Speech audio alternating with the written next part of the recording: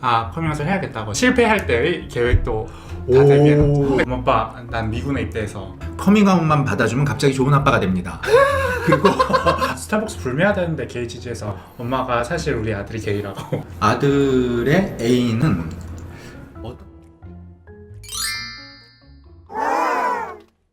안녕하세요. 안녕하세요. 와주셔서 너무 부자 특집 와주셔서 환영합니다. 우리 왕고분들 주연님이 아버님 너무 미남이시라고. 참 구독자분들이 참 고맙습니다. 그럴 수 있어요. 구독자분들께서 투준 커플이다. 알고 계신다. 투준 커플 알아봐 주시다니 감사해요. 그냥 투준 커플이다 하면 이렇게 두 분 커플로 네. 착각하실 수도 있는데 그게 아니라 커플이 아니라 아버님. 네. 제 애인은 따로 있고. 네. 그럼 두 분 혹시 데뷔한 지는 얼마나 되셨어요? 오프라인 모임에 처음 나온 거? 약간 이런 식으로. 얘가 커밍아웃 한 3일 후에 성소수자 부모 모임에 맨 처음 나갔으니까 오. 그게 데뷔인가 그럼? 그쵸. 지미로 시작하는 그날. 네네 그날이었어요. 2016년 6월이었습니다. 커밍아웃 했다는 날이요? 16년 6월? 예. 만 4년 지나고 이제 5년 향해 가신. 우리 예주님은 언제부터 이 바닥에서 활동을? 종로 같은 데 나온 거는 2016년 6월 친구 사이 정기 모임. 거길 처음 나온 거예요? 커밍아웃을 엄마 아빠한테 하기 직전에 진짜 한 일주 전? 그런 친구 사이 같은 데 가면 내가 개인 공간을 가는 거잖아요. 내 자신을 일단 내가 먼저 받아들이기. 예주님께서는 어떻게 커밍아웃을 하게 됐는지. 회사를 그때 다니고 있었는데 독립해서 살고 있었어요. 20살 되자마자는. 옛날에는 막연히 이걸 그냥 계속 숨겨야 된다고만 생각했어요. 막연히. 아무튼 근데 20살 때 혼자 살고 뭔가 이거에 대해서 진지하게 내가 좀 생각을 해보자 하니까 이것은 그냥 평생 숨기고 살기는 답이 아닌 거예요. 그래서 그때부터 그냥 사람을 조금씩 만나기 시작하고 개인적으로 그러면서 이제 커밍아웃을 해야겠다고 친구들한테 먼저 커밍아웃을 했어요. 그때 대부분 여자애들 무리였는데 걔들한테 커밍아웃 했을 때 다 너무 반응이 좋더라고요. 약간 어쩌라고 약간 이런. 그러면 여기서 이제 어떤 방식으로 어떻게 커밍아웃을 했고 아버님은 알게 됐을 때 어땠는지를 좀 이야기를 해주시면 좋을 것 같아요. 저 일단 편지로 커밍아웃을 했고요. 그 편지를 이제 결심하고 처음 초고를 쓰고 한 달 동안 고쳤어요.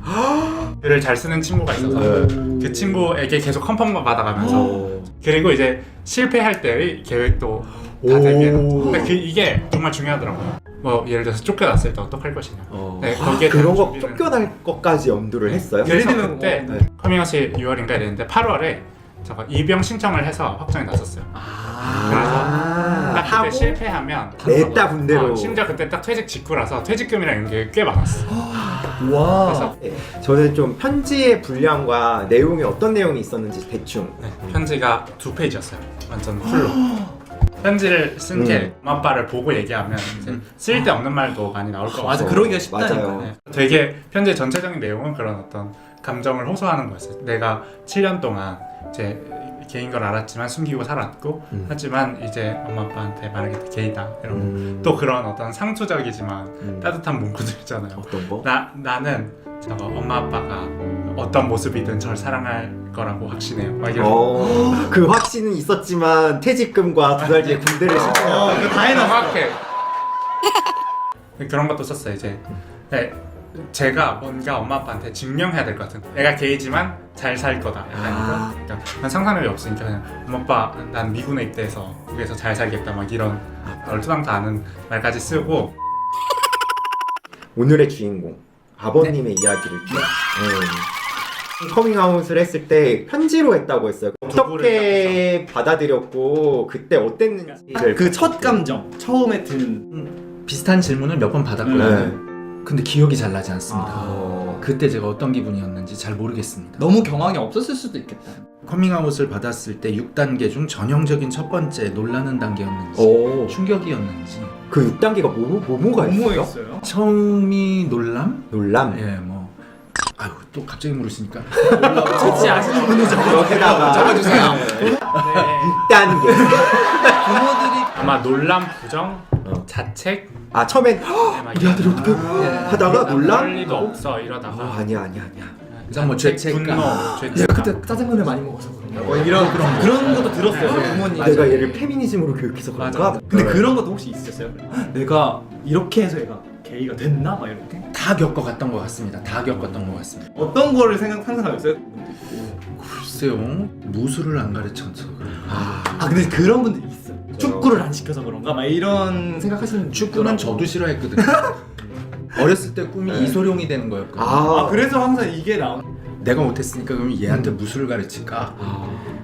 절대 못하더라고요, 어려서. 태권도 막 이런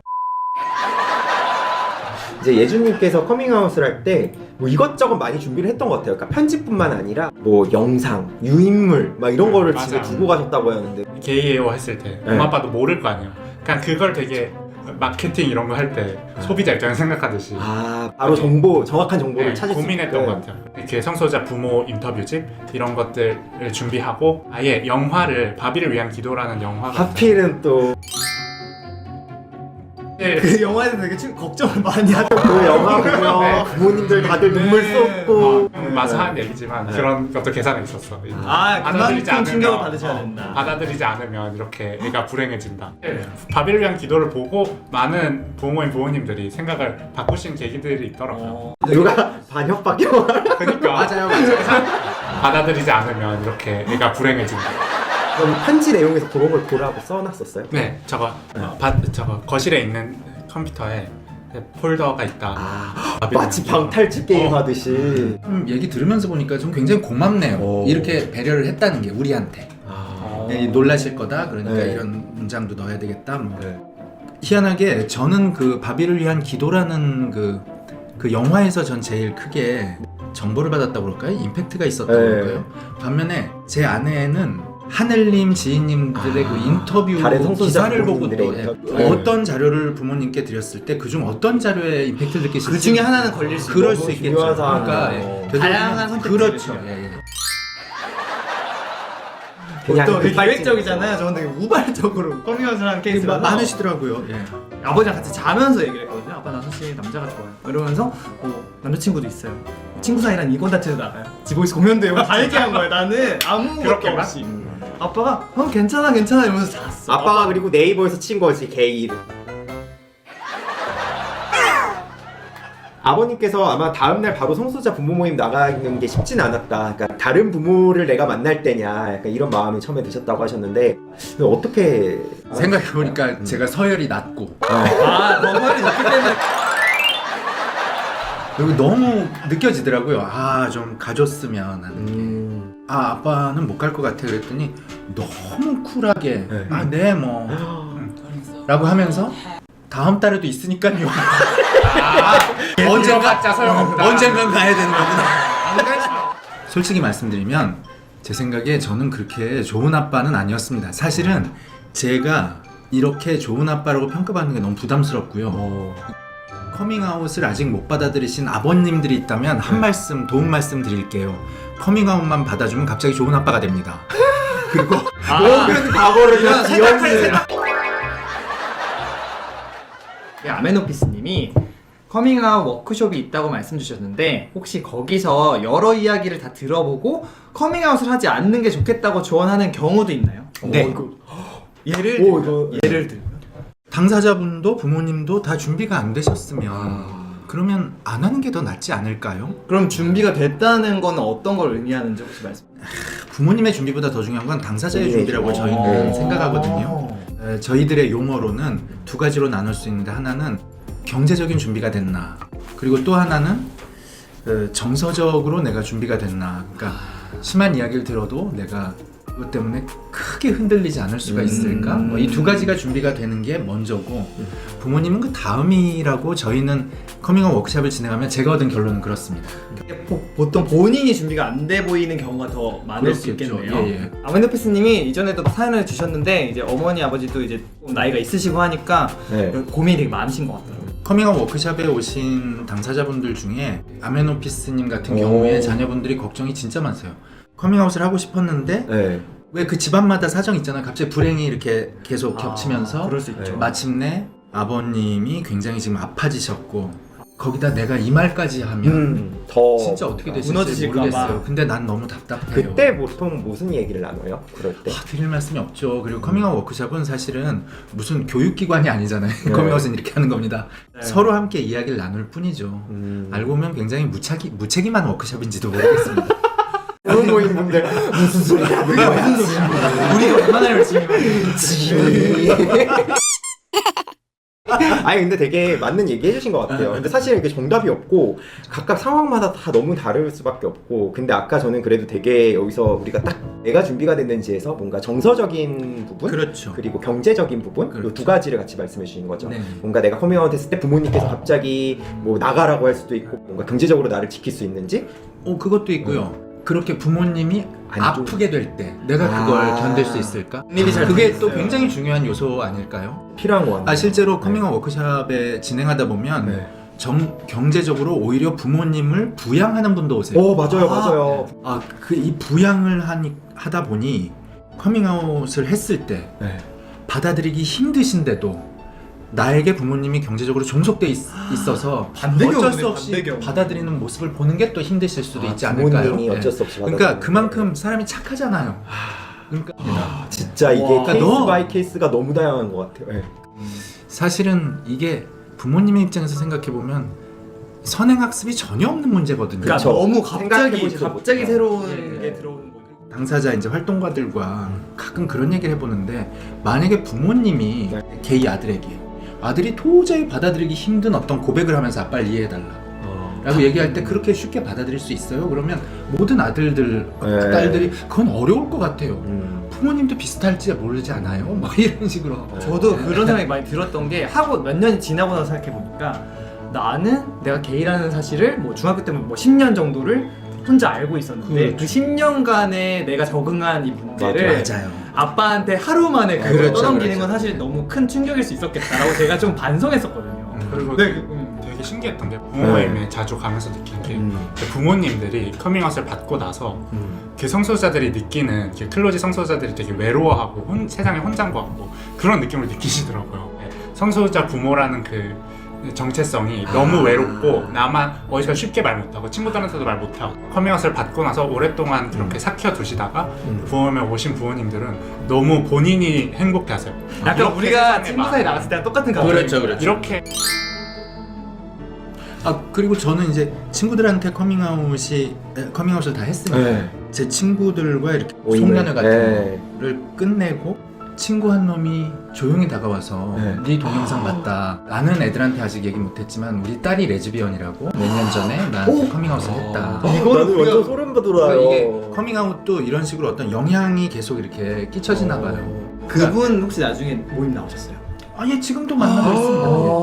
근데 이제 지금 질문은 저희 망구분들께서 커뮤니티 게시판에 미리 질문을 좀 남겨놨어요. 네. 그래서 질문 시작. 간단하게 또 답변을 하면서, 아버지로서 아들 커플을 보실 때 상대를 둘 다 아들 같다 보시는지, 아니면 아들이 선택한 파트너로 보시는지, 시선에 따라 아버지의 판단이 조금 다를 것 같아서 그냥 어떻게 보시는지라고 물어보셨는데, 그 모든 것인 것 같습니다. 방금 말씀해주신. 그리고 아들의 A는 어떤 땐 진짜 아들 같고요. 그리고 어떤 때는 아직은 좀 어렵고요. 인스타 페북 이런 데 보면은 가족분들 이렇게 같이 맞아요. 자주 보는 거 같아요. 전 더 자주 보고 싶죠. 더 자주 이거 좀 같이 좀 이거 좀 했으면 좋겠는데. 그런데 왜 도리도리? 근데 비비안님이 제발 좀 건들지 말라고 당신 혼자 마시라고 그래요. 네, 혹시 주변 지인이 뭐라고 한 적은 없나요? 너 왜 그런 활동을 해? 혹은 야, 너 아들이 게이인 거를 뭐 그렇게 막 말하고 다녀? 그런 친구는 없었습니다. 예. 제 아내에게는 그런 분들이 있었다고 있었대요. 들었는데. 어떤 독실한 네. 기독교인 친구들이 네. 스타벅스에 친구랑 갔는데 그 친구가 독실한 친구인데, 스타벅스 불매하다는데 게이 지지해서 엄마가 사실 우리 아들이 게이라고. 그게 어떤 느낌이냐면 탈룰라 느낌이네요. 진짜? 내 아들이 그러는데 탈룰라가 뭐냐면요. 내가 음식을 갖고 왔어요. 야 이거 먹어봐 했더니 내가 맛 없어 해도 우리 엄마가 만든 건가? 이런 그래서 스타벅스 게이 지지해. 내 아들이 게이야. 실은 제가 또 이것도 부모 모임에서 활동하며 당사자와 나눈 대화 중에 제가 사실은 충격적이었는데 커밍아웃을 전 안 할 거예요. 저희 부모님께는 돌아가실 때까지 안 할 거예요. 그래서 제가 질문을 드려봤죠.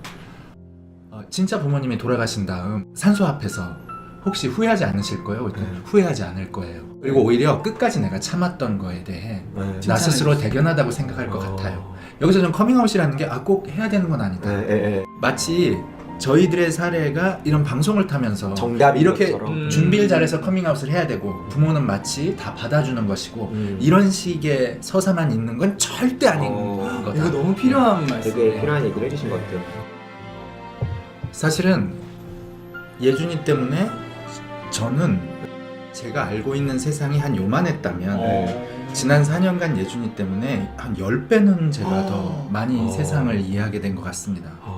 그래서 이젠 정말 우리는 성소수자의 부모입니다. 우리는 내 자식이 자랑스럽습니다. 이 이야기가 이제 진심으로 제가 느껴지거든요. 너무 큰 가르침이고 이건 성소수자 부모 모임을 하면 3, 40명의 당사자가 오잖아요. 그 당사자들이 이야기하는 그 정체성을 이해하기가 힘들었어요. 그래서 또 한동안은 그 정체성을 이해하기 위해 또 공부를 했어요. 앉아가지고 이거 데미가 소다만 있는 게 아니야 뭐 이러면서 앉아가지고 죄송합니다. 너무 아저씨 데미소다라고 있어요. 한자 역대, 초록색. 이렇게 앉아가지고 막 공부들도 하고요. 그러다가 어느 순간부터 이게 그렇게 중요한 게 아니구나.